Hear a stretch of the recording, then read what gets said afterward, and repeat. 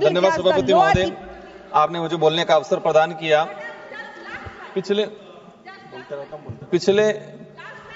पिछले कुछ सालों से जिस तरह से केंद्र सरकार हो या राज्य सरकार हो, जिनका जो बजट आया है, वे बजट शहरों को ध्यान में रखते हुए, अमीर और उद्योगपतियों को ध्यान में रखते हुए आया गया है। और हम देखते आए हैं कि हमेशा ग्रामीण इलाके को, दलित पिछड़े के इलाके को, आदिवासी बाहुल्य क्षेत्र को नजरअंदाज किया जाता है।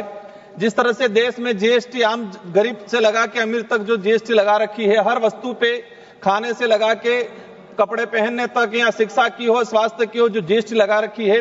हम चाहते हैं कि देश का जो गरीब पिछड़ा आदिवासी समुदाय जीएसटी दे रहा है, तो इस पैसे से हम उस परिवार के बच्चों को शिक्षा, अच्छी शिक्षा क्वालिटी मिले, ये क्यों नहीं कर रहे हैं? उस गरीब को अच्छा स्वास्थ्य सुविधा मिले, ये क्यों व्यवस्था क्यों नहीं कर रहे हैं? आज ग्रामीण इलाके में देखते हैं कि 2 से 3 कक्षा के बच्चे एक रूम में बैठ रहे हैं, लगभग 100 से 200 बच्चे एक टीचर के भरोसे हैं। तो ये जो पैसा हमारा ग्रामीण क्षेत्र को ध्यान में रखते हुए विशेषकर बजट में प्रावधान होना चाहिए। आज देश के अंदर जो स्वास्थ्य सुविधाओं की बात करें, विशेषकर ट्राइबल इलाके में, मेरे संसदीय क्षेत्र बांसवाड़ा डूंगरपुर का डाटा रहा है कि पिछले 5 सालों के अंदर, मैं आपके माध्यम से मंत्री जी का ध्यान आकर्षण कराना चाहूंगा, हमारे एक मंत्री जी राजस्थान से भी आते हैं। पिछले 5 सालों में 4000 के करीब गर्भवती महिलाओं के गर्भ में ही उनके बच्चों का मृत्यु हो गया है मेरे संसदीय क्षेत्र में। 5 सालों के अंदर 4000 के करीब। तो हमारे स्वास्थ्य सुविधाओं पे हमारा बजट क्यों नहीं? और जा भी रहा है तो वो भ्रष्टाचार की भेंट चढ़ रहा है। हम चाहेंगे कि शिक्षा हो, स्वास्थ्य हो, ये चीजें जीएसटी से और टैक्स से फ्री रहे। सारी चीजें आदिवासी बाहुल्य क्षेत्र में सिकल सेल की बीमारी, कैंसर की बीमारी, टीबी की बीमारी बुलेट ट्रेन से फास्ट तेजी से भाग रही है। हम देश के अंदर आंकड़ा उठा के निकालेंगे तो सबसे ज्यादा सिकल सेल, कैंसर, टीबी बीमारी ट्राइबल इलाके के अंदर है। तो इस पे ध्यान दिया जाए। केंद्र सरकार द्वारा संविधान के अनुच्छेद 244(1) 5वीं अनुसूची के प्रावधानों के तहत ट्राइबल के विकास के लिए अलग अलग बजट का एलोकेशन किया जाता है। लेकिन पिछले हम 2-3 सालों से देखते आ रहे हैं, या तो एलोकेशन हुआ है वो भी मूल रूप से धरातल पे नहीं पहुंच पाता है। और पिछले सरकार में, या उस समय कांग्रेस की सरकार थी राजस्थान के अंदर, तो क्या विवाद रहा कि हमारे 2022-23 का बजट व अनुच्छेद 275 का जो बजट नहीं पहुंच पाया।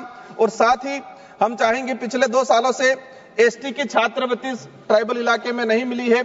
आज एक विशेष मुद्दा, जो बेगा जनजाति, जिसे राष्ट्रीय मानव का दर्जा मिला है, राष्ट्रीय, भारत के अंदर राष्ट्रीय मानव का दर्जा बेगा समुदाय को मिला हुआ है।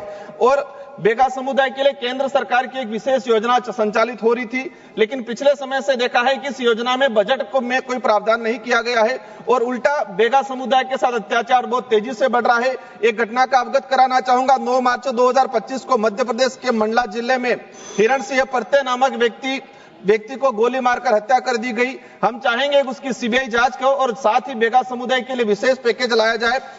सभापति महोदय, अंतिम में कहना चाहूंगा कि मैं उस संसदीय क्षेत्र से आता हूं, बांसवाड़ा, जहां से विवादित बयान हमारे प्रधानमंत्री जी के रहे थे कि मंगलसूत्र छीन लिया जाएगा। लेकिन मैं कहना चाहूंगा, जिस तरह से जीएसटी लागू किया जा रहा है गरीब लोगों पे, आम जो भौतिक सुविधा उस पे, वो मंगलसूत्र कोई सीने नहीं छीने, लेकिन वर्तमान में जो जीएसटी और महंगाई है वो अवश्य हमारे देश की गरीब महिलाओं का मंगलसूत्र छीनने का काम करेगी।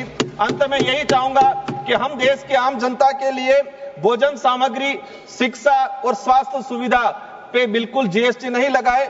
और जो हमारे केंद्र सरकार की योजना जो ग्रामीण इलाके, गरीब इलाके में पहुंचाने का काम करती है, आंगनवाड़ी कार्यकर्ता, सहायिका और चतुर्थ श्रेणी के कर्मचारी, जो वर्तमान महंगाई के हिसाब से उनका जो बजट है वो बढ़ाना चाहिए। और साथ ही रोजगार गारंटी योजना के तहत 20 से 200 से 275 रुपया मिलता है, तो वर्तमान महंगाई के हिसाब से उस बजट को लगभग 400 से 500 रुपए करने की जरूरत है। और देश में माइक्रो फाइनेंस कंपनियां ट्राइबल इलाके के अंदर 25 से 30% ब्याज पे पैसा दे रही है। वही पैसा हमारी बैंकों ने माइक्रो फाइनेंस कंपनी को दे रखा है। और जो लगता है कि माइक्रो फाइनेंस कंपनियों को फ्री छूट दे रखी है ग्रामीण इलाकों में लूटमारी करने के लिए। इसी के साथ में कहना, 3 माननीय सदस्यों की सूची और है। यदि सभा की सहमति हो तो 15 मिनट के लिए सदन का समय बढ़ाया जाए। 15 मिनट बस।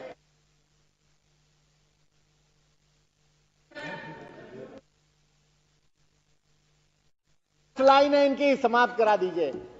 सभापति जी अंतिम लाइन है, समाप्त करा। मैडम थोड़ी दया कर लेते। बोलिए भैया, बोलिए माननीय माननीय सभापति महोदय, वही चीज माइक्रो फाइनेंस कंपनियों पे उन पे बैन लगा जाए। उमेश भाई पटेल जी 30% ब्याज वसूल रही है। धन्यवाद। अध्यक्ष महोदय जी, मैं फाइनेंस